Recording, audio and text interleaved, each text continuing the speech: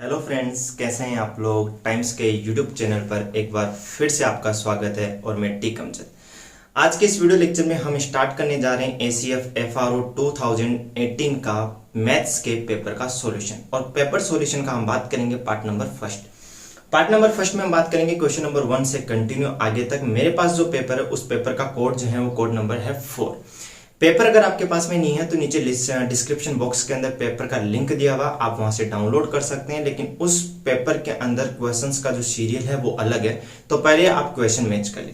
वैसे आपकी स्क्रीन पे क्या होगा, साइड में क्वेश्चन लिखा हुआ होगा, आप उसको भी देख सकते हैं। तो चलो स्टार्ट करते हैं बिना टाइम वेस्ट के क्वेश्चन नंबर 1 से। और मेरे पास जो क्वेश्चन नंबर 1 है उस क्वेश्चन नंबर 1 के अंदर आपको दिया हुआ है कि आपके पास में एक आर्गेंड प्लेन है और उस आर्गेंड प्लेन के अंदर एक पॉइंट जेड इस तरह से मूव करता है कि real part of iz+1 upon iz-1 की वैल्यू कितनी दे रखी है, 2 दे रखी है। तब आपको बताना है कि ये जो जेड पॉइंट है उस जेड पॉइंट का लोकस क्या होगा। ध्यान से समझिए, क्वेश्चन में क्या दिया हुआ, आर्गेंड प्लेन। आर्गेंड प्लेन क्या होता है, एक कॉम्प्लेक्स प्लेन होता है जिसके अंदर एक्स एक्सिस जो होती है उसकी रियल एक्सिस कहलाती है और वाई एक्सिस को हम जनरली क्या कहते हैं, इमेजिनरी एक्सिस कहते हैं। इस आर्गेंड प्लेन के अंदर एक वेरिएबल पॉइंट है जेड, और ये जो जेड है वो कॉम्प्लेक्स वेरिएबल है। और क्वेश्चन के अंदर बोला गया कि इस तरह से मूव करता है कि इस कंडीशन को क्या करता है, सेटिस्फाई करता है। और इस कंडीशन को अगर सेटिस्फाई कर रहा है, मूव कर रहा है, तो जिस पाथ पे वो मूव करता है उस पाथ की इक्वेशन आपको बतानी है।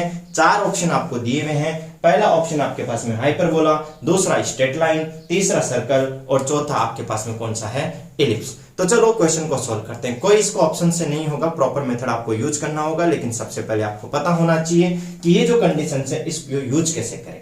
यहां पे आगे लिखा हुआ RE for real part of this और दिस इक्वल टू कितना है, 2। यहां पर आर्गेंड प्लेन की बात की है, इसका मतलब ये जो जेड पॉइंट है या जेड वेरिएबल है, ये जेड वेरिएबल कैसा है, एक कॉम्प्लेक्स नंबर। क्योंकि आर्गेंड प्लेन किसके अंदर होता है, कॉम्प्लेक्स एनालिसिस या कॉम्प्लेक्स नंबर से रिलेटेड होता है। इसका मतलब ये जो जेड वेरिएबल दिया है ये कैसा वेरिएबल है, एक कॉम्प्लेक्स वेरिएबल है। और उस कॉम्प्लेक्स वेरिएबल के केस में ये अगर जेड कॉम्प्लेक्स वेरिएबल है, आई आपके पास में एक इमेजिनरी क्वांटिटी होती है जिसकी वैल्यू स्क्वायर रूट ऑफ -1 होती है। तो जहां पे यहाँ पे पुट करेंगे तो पूरी क्वांटिटी क्या बन जाएगी, एक कॉम्प्लेक्स नंबर बन जाएगी। और उस कॉम्प्लेक्स नंबर का या उस पूरे कॉम्प्लेक्स वेरिएबल का रियल पार्ट आपको कितना दे रखा है, 2 दे रखा है। तो सबसे पहले समझते हैं कि रियल पार्ट होता क्या है। तो ध्यान से समझिए, हम यहाँ पे कॉम्प्लेक्स नंबर की बात नहीं करेंगे। आप सबको पता है कि कॉम्प्लेक्स नंबर वो नंबर्स होते हैं जिसको किस फॉर्म में लिखा जा सकता है, a+ib के फॉर्म में लिखा जा सकता है, जहां पर i जो होता है वो कितना होता है, स्क्वायर रूट ऑफ -1। उसी तरह से सिमिलरली जो कॉम्प्लेक्स वेरिएबल होता है, कॉम्प्लेक्स वेरिएबल को भी हम किस फॉर्म में लिखते हैं, x+iy के फॉर्म में लिखते हैं, जहां पे x भी वेरिएबल है, y भी वेरिएबल, लेकिन कैसे वेरिएबल है, रियल वेरिएबल। तो ध्यान से देखो, बोर्ड पे लिखा हुआ है z = x+iy। z क्या है, कॉम्प्लेक्स वेरिएबल, और कॉम्प्लेक्स वेरिएबल को किस फॉर्म में लिखा जा सकता है, x+iy के फॉर्म में, जहां पे x और y दोनों क्या है, रियल नंबर। रियल नंबर का मतलब रियल वेरिएबल्स है। अब समझते हैं, हमें क्वेश्चन में रियल पार्ट दे रखा है। अगर आपके पास में कोई भी कॉम्प्लेक्स वेरिएबल है जो z = x+iy के फॉर्म में लिखा गया है, तो वहां पे जो x होता है वो x क्या होता है, उस कॉम्प्लेक्स वेरिएबल का रियल पार्ट होता है। और जो y होता है वो उसका क्या होता है, इमेजिनरी पार्ट। इसका मतलब यहाँ पे जो x होता है वो क्या होगा, रियल पार्ट ऑफ z होगा, और y क्या होगा, इमेजिनरी पार्ट ऑफ z। एक रिजल्ट को हम यहाँ पर और यूज करेंगे, a+ib, a-ib कितना होता है, a² + b²। एक सिंपल सा रिजल्ट है, आप सबको पता है कि x+y और x - y कितना होता है, x² - y²। जब यहाँ पर रखोगे i² की वैल्यू -1 रखोगे तो कितना आ जाएगा, a² + b²। इसको बाद में देखते हैं जहां यूज होगा। फिलहाल हम बात करते हैं हमें अब क्या दिया। हमने ये तो देख लिया कि अगर z x+iy के फॉर्म में है तो x क्या होता है, उसका रियल पार्ट होता है। सिमिलरली क्वेश्चन में यहाँ पे दिया है, यहाँ पे एक अंदर एक क्वांटिटी दी है। ऑफ कोर्स z अगर आपका इसमें कॉम्प्लेक्स वेरिएबल है तो ये पूरी क्वांटिटी क्या बनेगी, एक कॉम्प्लेक्स क्वांटिटी बनेगी। और मैंने क्या बताया थोड़ी देर पहले कि हर कॉम्प्लेक्स क्वांटिटी को a+ib के फॉर्म में लिखा जा सकता है। इसका मतलब हम सबसे पहले एक काम करेंगे, इस पूरी क्वांटिटी को a+ib के फॉर्म में लिखेंगे और उसका हम क्या लेंगे, रियल पार्ट। कौन सा होगा, a, और उस रियल पार्ट को किसके इक्वल रखेंगे, 2 के इक्वल। तो चलो स्टार्ट करते हैं। इस पूरी क्वांटिटी को मैंने कैपिटल Z मान लिया, या कैपिटल Z मान लिया, Z की जगह कितना रख दिया, x+iy रख दिया। और जैसे x+iy रखते हैं, आपके पास में एक्सप्रेशन जो है वो कुछ इस तरह का बनेगा, ये बनेगा। मैंने क्या किया, इसको a+ib के फॉर्म में लिखना है, इस रिजल्ट को यूज करना है। यहाँ पर a+ib के फॉर्म में है तो मैं a माइनस आई बी से, या इस तरह से कहें कि इस कॉम्प्लेक्स नंबर के जो कॉन्जुगेट होगा, कॉन्जुगेट निकालने के लिए क्या करते हैं, i को जस्ट माइनस आई से रिप्लेस करते हैं। मैंने i की जगह माइनस आई रख के ऊपर नीचे क्या कर दिया, इसको मल्टीप्लाई कर दिया। ध्यान से देखो नीचे वाली क्वांटिटी बन गई a plus i b, a minus i b, इसकी वैल्यू होती है a square plus b square, ये पुट कर दिया। इन दोनों को क्या कर दिया, क्रॉस मल्टीप्लाई कर दिया। जो आपके पास में i वाली क्वांटिटी उसको एक बॉक्स में लिख दिया, जो विदाउट i वाली क्वांटिटी है जो उसको इस तरह से लिख दिया। इसको मैंने डिवाइड किया तो ये एक्सप्रेशन बन गया। ध्यान से देखो ये एक्सप्रेशन जो आपके किस फॉर्म में बना हुआ है, अगर इसको थोड़ी देर के लिए पूरा कैपिटल A मान लूं, इस क्वांटिटी को कैपिटल B मान लूं, तो कैपिटल Z जो है, यहां हम बात करें कि जो अंदर वाली क्वांटिटी वो किस फॉर्म में आ गई, a प्लस आई बी के फॉर्म में आ गई। अब ध्यान से देखो, अभी बताया था मैंने कि x प्लस आई वाई के अंदर x क्या होता है, उसका रियल पार्ट। तो अगर ये a प्लस आई बी है तो a क्या हो जाएगा, रियल पार्ट हो जाएगा। और उसका रियल पार्ट किसके इक्वल है, 2 के इक्वल। मींस a की वैल्यू किसके इक्वल है, 2 के इक्वल। मींस ये पार्ट किसके इक्वल है, 2 के इक्वल। जैसे पुट करोगे, क्रॉस मल्टीप्लाई करोगे, सोल्व करोगे, आपके पास में ये इक्वेशन आ गई। ये इक्वेशन आपके पास में किसमें, x और y के अंदर। और इस इक्वेशन में अगर आप पहचान पा रहे हो तो ये किसकी इक्वेशन है, एक सर्कल की। कैसे पहचानोगे, x स्क्वायर y स्क्वायर का कोफिशिएंट क्या है, दोनों का सेम है, 1 है। और xy का कोफिशिएंट यहां मुझे कहीं पे भी नजर नहीं आ रहा, मींस xy का कोफिशिएंट 0 है। और किसी इक्वेशन के अंदर यदि x स्क्वायर और y स्क्वायर का कोफिशिएंट सेम हो, xy का कोफिशिएंट 0 हो, तो इक्वेशन किसकी होती है, सर्कल की इक्वेशन। तो ये किसको रिप्रेजेंट कर रहा है, एक सर्कल को रिप्रेजेंट कर रहा है, जो हमारे आंसर का कौन सा है, ऑप्शन नंबर 3। ऑप्शन नंबर 3 में क्या दिया हुआ, एक सर्कल दिया हुआ। तो ये था हमारा क्वेश्चन नंबर 1। अब बात करते हैं हम लोग क्वेश्चन नंबर 2 की। और क्वेश्चन नंबर 2 के अंदर आपके पास में क्या दिया हुआ है, ध्यान से देखो। सिंपल सा एक एक्सप्रेशन दिया हुआ है और क्वेश्चन के अंदर बोला गया है कि इसकी वैल्यू कितनी होगी। ध्यान से देखो, आपके पास में जो नंबर दिया हुआ है, सबको पहले तो आपको दिया हुआ है कि n जो है आपके पास में एक पॉजिटिव इंटीजर। और पॉजिटिव इंटीजर क्या होता है, एक नेचुरल नंबर होता है। मींस n के वैल्यू 1 2 3 4 5 इस तरह से है। आगे क्वेश्चन के अंदर एक एक्सप्रेशन दिया हुआ है और इस एक्सप्रेशन को मैं थोड़ी देर के लिए मान लेता हूं कि ये z है। और z कितना दिया, 1 plus i square root of 3 की पावर n और plus 1 minus i square root of 3 की पावर n। शायद यही दिया है, 1 plus i square root of 3, 1 minus i square root of 3 की पावर n।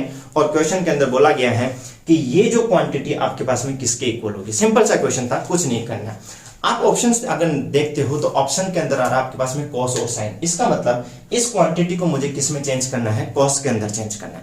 कॉस के अंदर चेंज करने के लिए क्या करोगे, ध्यान से देखो, यहाँ पे स्क्वायर रूट ऑफ 3 आ रहा है। अगर मैं यहाँ पे स्क्वायर रूट ऑफ 3/2 होता तो मुझे पता है कि ये कॉस की वैल्यू होती है, ठीक है। तो यहाँ पे क्या करेंगे हम लोग, इसके वैल्यूज को कैलकुलेट करेंगे। तो 2 से क्या करेंगे, ऊपर नीचे इसको मल्टीप्लाई करेंगे। अब देखो, आपने पढ़ा होगा जनरली आइलर फॉर्म, या उसको बोलते हैं पोलर फॉर्म। यदि आपके पास में कोई कॉम्प्लेक्स नंबर है z equal to a plus i b, तो उस a प्लस आई बी को हम किस फॉर्म में लिख सकते हैं, कोस थीटा प्लस आई साइन थीटा के फॉर्म में लिखा जा सकता है। जहां पे थीटा क्या होता है, उसका एम्पलीट्यूड होता है, निकालने का तरीका आपको होता है tan inverse b upon a होता है। तो यहां पर हम क्या करते हैं कि हमें पता है कि हर कॉम्प्लेक्स नंबर को आइलर फॉर्म में लिखा जा सकता है या पोलर फॉर्म में लिखा जा सकता है। तो हम भी क्या करते हैं, इसको पोलर में चेंज करने की कोशिश करते हैं। पोलर फॉर्म क्या होते हैं किसी भी कॉम्प्लेक्स नंबर का, आप सबको पता होना चाहिए। पोलर फॉर्म होती है कोस थीटा प्लस आई साइन थीटा। आई के साथ में जो भी आएगा वो आपका साइन थीटा आना चाहिए। मींस इसको साइन थीटा बनाना है तो 2 से ऊपर नीचे मल्टीप्लाई करोगे, हो गया स्क्वायर रूट ऑफ 3/2। और स्क्वायर रूट ऑफ 3/2 की वैल्यू हम सबको पता है कितनी होती है, साइन π/3। तो यहां पर हम क्या करेंगे, 2 से ऊपर नीचे मल्टीप्लाई करेंगे, यहां पे भी 2 से ऊपर नीचे मल्टीप्लाई करेंगे। तो ध्यान से देखो, जैसे 2 से ऊपर नीचे मल्टीप्लाई करोगे तो यहां से 2 से ऊपर नीचे मल्टीप्लाई को 2 से डिवाइड किया, मल्टीप्लाई किया, पावर लग के n आ जाएगी, यहां पावर लग के n आ जाएगी। तो मैं इसको बाहर लिख देता हूं, ये हो गया 2 to the power n। Bracket के अंदर कितना बचा, 1/2 और plus i square root of 3/2 इसकी पावर n। और सिमिलरली यहां पे भी सेम होगा, 1/2 और minus i square root of 3/2 और इसकी पावर कितनी है, n। अब ध्यान से देखो, हमें पता है 1/2 जो होता है, हमें यहाँ पे कोस चाहिए, यहाँ पे साइन चाहिए। ये किसकी वैल्यू होती है, इसको लिखते हैं हम लोग cos π/3 और प्लस ये वैल्यू कितनी होती है i और साइन, इसको भी कितना लिख दिया π/3 और इसकी पावर कितनी लगी हुई है n। और यहाँ पे भी कितना होगा cos। अब ध्यान से देखो, यहाँ पे आ रहा माइनस साइन, हम क्या करते हैं इस माइनस साइन को अंदर ले जाते हैं। तो क्या मैं इसको इस तरह से लिख सकता हूँ, ध्यान से देखो, ये हो गया cos और इसको लिख दिया मैंने माइनस के π/3 और ये हमारे पास में कितना हो गया प्लस i और इसको कितना लिख दिया साइन और ये भी कितना हो गया माइनस π/3। माइनस जैसे आप बाहर लोगे यहाँ माइनस आ जाएगा, cos के अंदर माइनस क्या, cos क्या कर लेता है, उसको एब्जॉर्ब कर लेता है। ये पावर कितना हो गया n। अब ध्यान से देखो, आपने एक रूल पढ़ा होगा जिसको बोलते हैं द माइवर रूल। द माइवर रूल ये कहता है कि अगर cos थीटा प्लस आई साइन थीटा की पावर n है एन यहाँ पे हमारे पास में क्या दिया हुआ है, पॉजिटिव इंटीजर दिया हुआ है, तो एन क्या होता है, उसके एंगल में मल्टीप्लाई हो जाता है। मींस cos थीटा प्लस आई साइन थीटा की पावर एन कितना होगा, cos n थीटा प्लस आई साइन n थीटा हो जाएगा। तो यहाँ पर हम क्या करते हैं, दमाइवर रूल को अप्लाई करते हैं, और जैसे दमाइवर रूल को अप्लाई करेंगे n जो है इनके एंगल में चला जाएगा। जैसे एंगल में इसको लिखेंगे 2 टू द पावर n, ध्यान से देखना ये कितना हो गया cos, और इसको लिख दूं मैं n पाई बाई 3 थोड़ी देर के लिए, प्लस यहां से कितना हो गया i, और ये साइन कितना हो गया n पाई बाई 3, और प्लस यहां से cos माइनस एब्जॉर्ब कर लेगा, n को मल्टीप्लाई करोगे तो सेम ही रहेगा, इसको लिखेंगे cos n पाई बाई 3, और ध्यान से देखो यहां पर माइनस बाहर ले लो तो माइनस i, और ये कितना हो गया sin n पाई बाई 3। जैसे आप इसको लिखोगे ध्यान से देखो ये वाला पोर्शन क्या हो जाएगा, कैंसिल आउट हो जाएगा, ये बचा, ये कितना हो जाएगा, दोनों सेम क्वांटिटी, तो 2 बाहर आ जाएगा, n ऑलरेडी है तो कितना हो जाएगा, बेस सेम है तो पावर ऐड हो जाएगी 2 टू द पावर n, और कितना हो गया cos n पाई बाई 3, ये आपका आंसर हो जाएगा। और ये आपके आंसर जो है वो किस ऑप्शन में दे रखा है चेक करते हैं। पहले ऑप्शन में 2 टू द पावर n है, नहीं होगा। दूसरे ऑप्शन में n प्लस 1 है लेकिन पाई बाई 6 आ रहा है, नहीं होगा। तीसरा ऑप्शन यहाँ पे क्या हो जाएगा, correct 2 to the power n plus 1, ध्यान से देखो, और cos n पाई बाई 3। तो ये था हमारे पास में क्वेश्चन नंबर 2। आसान सा क्वेश्चन था, सिर्फ आपको इसको पोलर फॉर्म में चेंज करना था। अब बात करते हैं हम लोग क्वेश्चन नंबर 3 की, और क्वेश्चन नंबर 3 भी कॉम्प्लेक्स एनालिसिस का क्वेश्चन है। इसके अंदर आपको क्या करना है, सिंपली एक फंक्शन दिया हुआ है कॉम्प्लेक्स फंक्शन, और उस कॉम्प्लेक्स फंक्शन का z इक्वल टू इंफिनिटी पर आपको क्या निकालना है, रेजिड्यू निकालना। ध्यान से देखो कैसे निकालते हैं, ये आपके पास में क्वेश्चन नंबर 3, और क्वेश्चन नंबर 3 के अंदर जस्ट आपको एक फंक्शन दिया हुआ है f ऑफ z, और f ऑफ z की वैल्यू कितनी दी हुई है, z क्यूब अपॉन आपको दिया हुआ है z स्क्वायर माइनस 1, और क्वेश्चन के अंदर बोला गया है कि आपको क्या करना है, इस फंक्शन का रेजिड्यू कैलकुलेट करना है, लेकिन किस पर कैलकुलेट करना है, z इक्वल टू इंफिनिटी पर इसका रेजिड्यू कैलकुलेट करते हैं।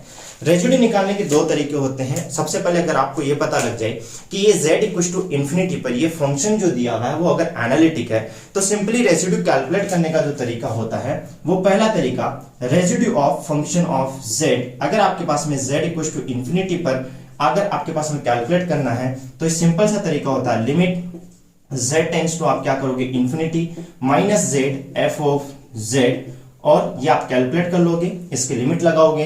लेकिन प्रोवाइडेड यहाँ पे इंपॉर्टेंट रिजल्ट ये है कि आपके पास में f ऑफ z जो है वो क्या होना चाहिए, एनालिटिक होना चाहिए।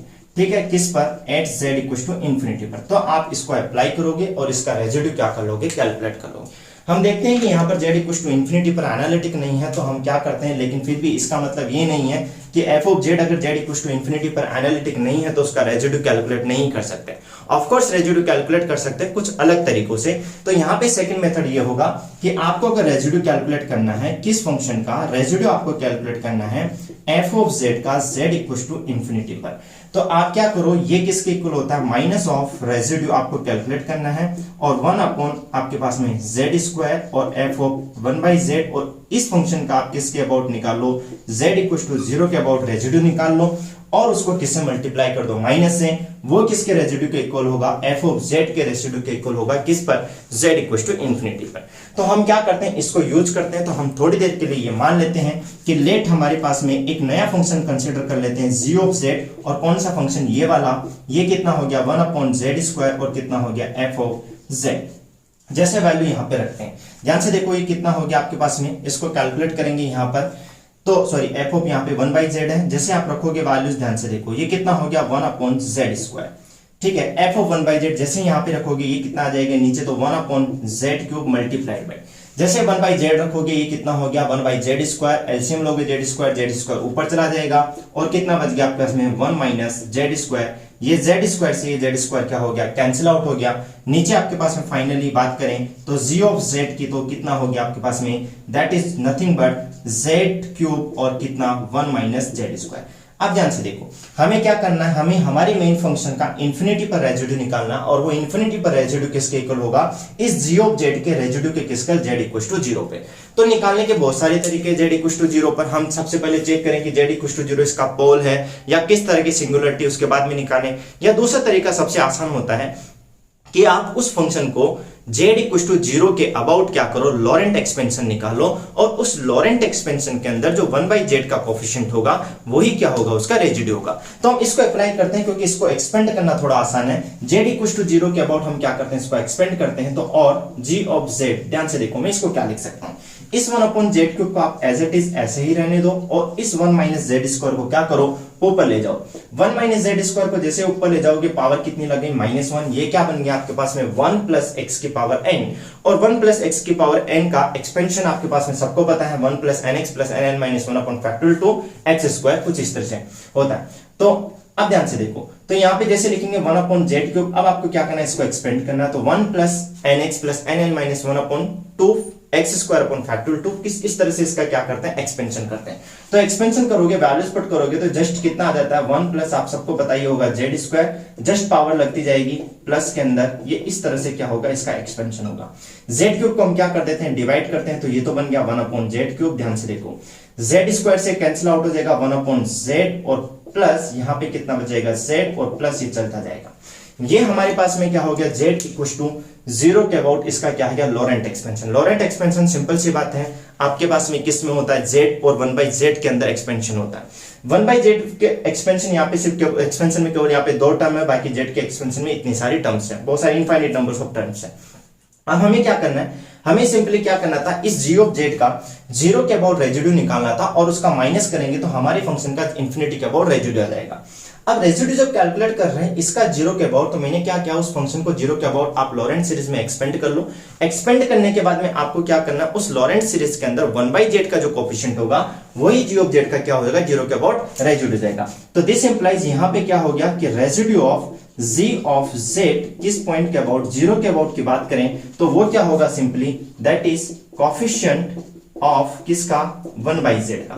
तो 1/z का अगर यहाँ पे कोफिशिएंट देखते हैं तो यहाँ पर 1/z का कोफिशिएंट कितना आ रहा है, 1 आ रहा है। हेंस अगर हम बात करें अपने क्वेश्चन की, तो इसका रेशियो अगर 1 आ रहा है तो माइनस से जैसे मल्टीप्लाई करोगे तो हमारे पास में जो रेशियो आएगा हमारी फंक्शन f ऑफ z का इंफिनिटी के अबाउट वो कितना हो जाएगा, minus of residue of g of z, और किसके अबाउट, 0 के अबाउट, ये कितना आ गया, -1। अब हमारा आंसर देखते हैं कौन सा आंसर करेक्ट है। तो आपके पास में ऑप्शन नंबर 3, और ऑप्शन नंबर 3 के अंदर आपके पास में कितना दे रखा है, -1। तो ये था हमारे पास में क्वेश्चन नंबर 3। अब बात करते हैं हम लोग क्वेश्चन नंबर 4 की।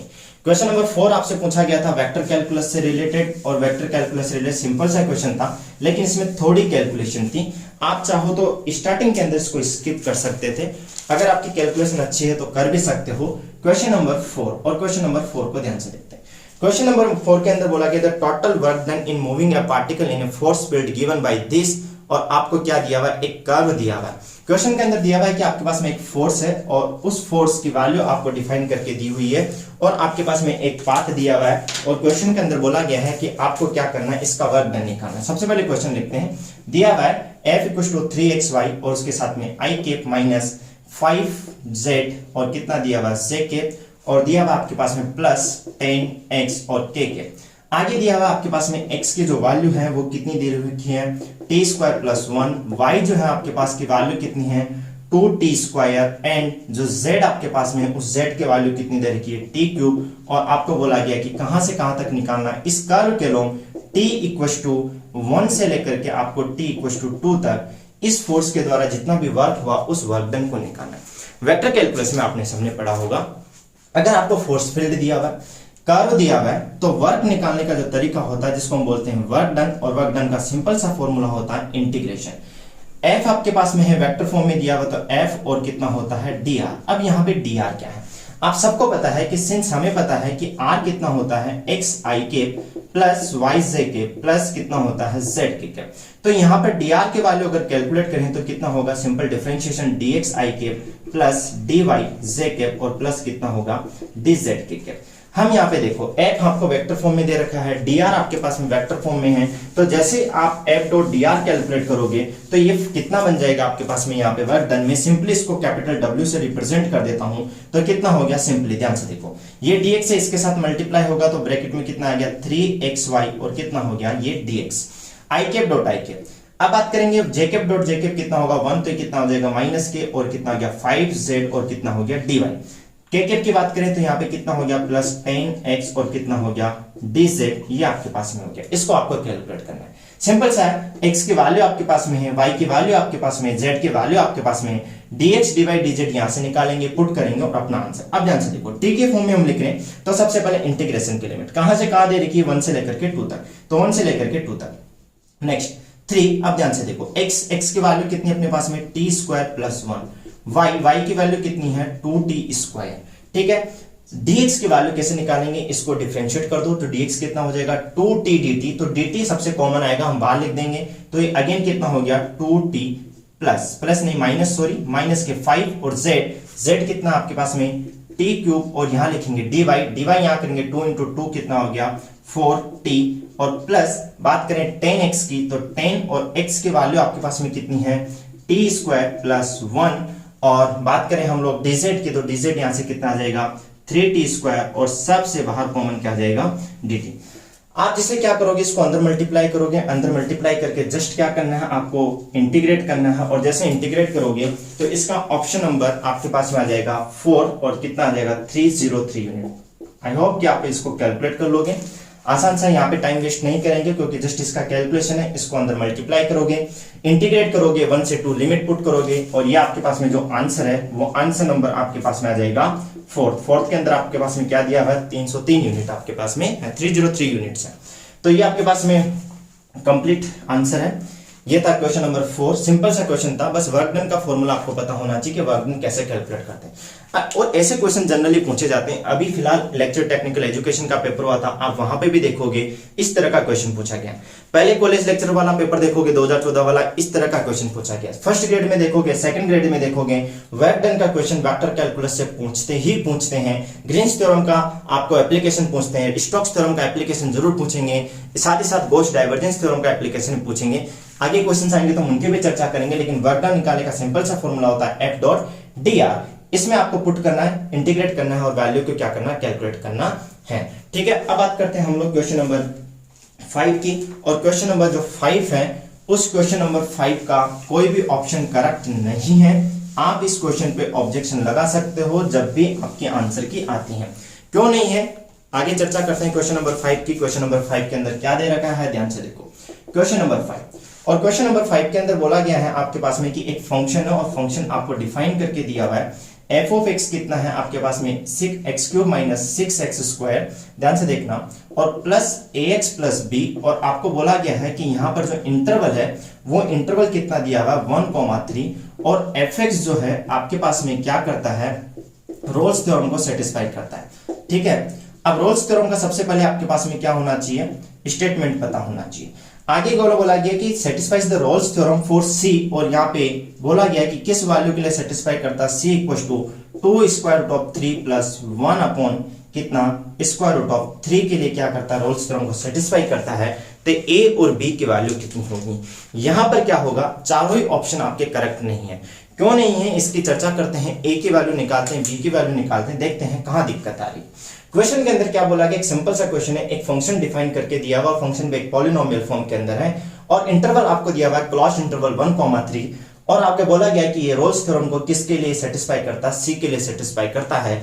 तो आपको a और b की वैल्यू बतानी। अब रोल्स थ्योरम देखो होती क्या है, रोल्स थ्योरम ये कहती है कि अगर मान लेते हैं आपके पास में कोई भी फंक्शन हो, जरूरी नहीं है पॉलिनोमियल हो, कोई भी फंक्शन आपके पास में दिया हुआ है, और वो फंक्शन जो है क्लोज्ड इंटरवल a, b पर डिफाइंड है। ध्यान से देखो, पहला स्टेटमेंट ये बोलता है कि अगर आपके पास में fx है और वो fx किस पे डिफाइंड है, ये डिफाइंड है आपके पास में क्लोज्ड इंटरवल a, b पर। मैं बता रहा हूं आपको रोल्स थ्योरम का स्टेटमेंट। रोल्स थ्योरम क्या कहती है कि अगर आपके पास में कोई फंक्शन है सपोज, और वो फंक्शन जो है वो डिफाइंड है किस पे, क्लोज्ड इंटरवल a, b पर। सेकंड कंडीशन ये होती है कि आपका जो fx है वो fx आपके पास में क्या दिया हुआ है, कंटिन्यूअस दिया हुआ है, और कंटिन्यूअस किस पे है, of course closed interval a, b पर। तीसरी कंडीशन ये होती है कि आपका फंक्शन जो fx है वो आपके पास में क्या है, डिफरेंशिएबल है। डिफरेंशिएबल किस पे है, on open interval a, b पर है। और फोर्थ कंडीशन ये कहती है कि यदि मान लेते हैं कि f ऑफ a की वैल्यू f ऑफ b की इक्वल है, तब आपके पास में क्या होगा, इस ओपन इंटरवल में एक पॉइंट ऐसा एग्जिस्ट करेगा कि उस पर उसका डिफरेंशिएशन कितना आ जाएगा, 0 आ जाएगा। ज्योमेट्रिकली अगर इसको हम देखें रोल्स थ्योरम को, तो ध्यान से देखो, आगे क्या दिया, ज्योमेट्रिकल का मतलब क्या होगा, कंटिन्यूस है। कंटिन्यूस का मतलब कहीं पे भी कर्व के अंदर जंप नहीं है, इंपॉर्टेंट चीज, इसका ज्योमेट्रिकल मीनिंग। दूसरा डिफरेंशिएबल है, इसका मतलब कहीं पे भी शार्प पॉइंट नहीं है।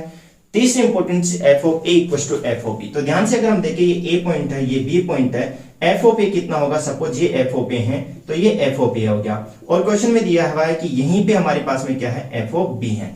तो एफ ऑफ ए और एफ ऑफ बी की वैल्यू देखो दोनों की सेम है। यहां पे बात करें, अगर ऐसी सिचुएशन है तो एफ डेश सी कितना होगा, 0। और एफ डेश सी का ज्योमेट्रिकल मीनिंग क्या होता है, एफ डेश सी का, कि सी पॉइंट पर टेंजेंट जो है वो कितनी है, 0, या टेंजेंट की स्लोप कितनी है, 0। टेंजेंट की स्लोप होने का मतलब आपको पता है कि स्लोप कहां से कैलकुलेट करते हैं, एक्स एक्सिस से। एक्स एक्सिस से टेंजेंट जितना एंगल बनाती है उसकी स्लोप होती है वो स्लोप 0। इसका मतलब टेन थीटा 0 कब आएगा, जब थीटा की वैल्यू कितनी होगी, या तो 0 होगी या फिर पाई होगी। इसका मतलब आपके पास में इस कर्व पे टेंजेंट ड्रॉ करते हो तो टेंजेंट क्या होगी, एक्स एक्सिस के पैरेलल होगी। ध्यान से देखो, इसको ज्योमेट्रिकल हम देख सकते हैं, एफ ऑफ ए और एफ ऑफ बी, ए और बी के बीच में कर्व का एग्जिस्टेंस है, डिफाइन होने का मतलब ये है। कंटिन्यूस बोला गया मींस ए के बीच में आपको, ए और बी के बीच में एक ऐसा कर्व ड्रॉ करना है जिसपे कहीं पे भी जंप नहीं हो। डिफरेंशिएबल का मतलब कहीं पे भी शार्प पॉइंट नहीं हो। तो ऑफ कोर्स आपका कर्व किस तरह का बनेगा, इस तरह का बनेगा। देखो इस कर्व को हम देखते हैं, ए से बी के बीच में कर्व का एग्जिस्टेंस है, कहीं जंप नहीं है, कहीं शार्प पॉइंट नहीं है। तो ये पॉइंट सी जो है ए और बी के बीच में मुझे ऐसे मिलेगा कि इस पर मैं टेंजेंट ड्रॉ करता हूं तो वो टेंजेंट देखो किसका पैरेलल आ गई, एक्स एक्सिस का पैरेलल आ गई। और एक्स एक्सिस का पैरेलल अगर टेंजेंट है तो उसका डेरिवेटिव कितना हो जाएगा, 0। किस पॉइंट पर, सी पॉइंट पर। अब ध्यान से देखो, हमारे क्वेश्चन में ये बोला गया कि रोल्स थ्योरम को सेटिस्फाई करा, मीन सारी प्रॉपर्टीज को क्या कर रहा है, वो सेटिस्फाई कर रहा है। पॉलिनोमियल है तो ऑफ कोर्स क्या होगा, 1,3 के अंदर वो डिफाइंड होगा। पॉलिनोमियल आर पे डिफाइंड होता है तो ऑफ कोर्स क्लोज्ड इंटरवल पे डिफाइंड होगा। एज वेल एज हमें पता है कि हर पॉलिनोमियल जो होता है वो किस पे आपके पास में कंटीन्यूअस है, क्लोज्ड इंटरवल a, b पे कंटीन्यूअस है। तो ये जो आपके पास में पॉलिनोमियल होगा वो भी इस पॉइंट पे कंटीन्यूअस होगा। तो इसको करने के दो तरीके हैं। पहला, या तो आप इसी प्रॉपर्टी को यूज कर लो कि कंटीन्यूअस है, इसको यूज कर लो, और चाहे तो आप क्या कर लो, F of A equal to कितना दिया हुआ है, एफ ऑफ बी, क्योंकि रोल्स थ्योरम को सेटिस्फाई कर रहा है तो एफ डे सी की वैल्यू कितनी होगी, 0। तो पहला तरीका तो ये कि आप क्या करो, इस फंक्शन के लिए एफ डे सी निकालो, 0 के इक्वल पुट करो। जैसे आप निकालोगे कितना हो गया, 3x² माइनस कितना हो गया, 12x plus a equal to कितना आ गया, 0। यहां पर अब ध्यान से देखो, एफ डे सी है तो x की जगह कितना पुट कर दो, c। तो जैसे लिखोगे कितना हो गया, 3c² minus 12c plus a equal to 0। c की वैल्यू आपको दे रखी है, यहाँ पे पुट करोगे, जैसे पुट करते आपके पास में a की वैल्यू आ जाएगी, और a की वैल्यू कितनी निकल के आ जाएगी, 11। ध्यान से देखो, पहला तरीका है। अब इसमें इंपॉर्टेंट चीज ये है कि जब आपके पास में a की वैल्यू 11 आ गई तो आपको क्या करना है, b की वैल्यू फाइंड आउट करना है। क्या b की वैल्यू आप निकाल पाओगे, यहाँ पर एफ डे सी जैसे करोगे, ध्यान से देखो यहाँ पे b वाली क्वांटिटी मिस है। इसका मतलब ये हुआ कि अगर b की वैल्यू में कुछ भी ले लेता हूं, कोई भी रियल नंबर ले लेता हूं, तो भी हमेशा a की वैल्यू कितनी आएगी, 11 आएगी, और ये रोल्स थ्योरम को क्या करेगा, सेटिस्फाई करेगा। इसका मतलब इसका करेक्ट आंसर क्या हो गया कि a की वैल्यू तो 11 होनी चाहिए, लेकिन b की वैल्यू क्या होगी, कोई भी रियल नंबर होगा। ठीक है, तो यहां से निकल गया। दूसरा तरीका ये कि आप सिंपल सा क्या करो, f of a equal to कितना है, f ऑफ b दे रखा है, a कितना आपके पास में 1 है, इसको इस तरह से लिख लो, ज्यादा बेटर रहेगा। f of 1 equal to f of 3, 1 जैसे पुट करोगे कितना हो गया, 1 माइनस 6 कितना हो गया, माइनस के 5। तो हो गया माइनस के 5 प्लस ये कितना हो गया, a plus b equals to, यहाँ पे 3 पुट करोगे, 3 का क्यूब कितना हो गया, 27 माइनस, ध्यान से देखो यहाँ पे 3 का स्क्वायर कितना हो गया, 9, और 9 इंटू 6 कितना हो गया, 54, और प्लस कितना हो गया, 3a, और प्लस कितना आ गया, b।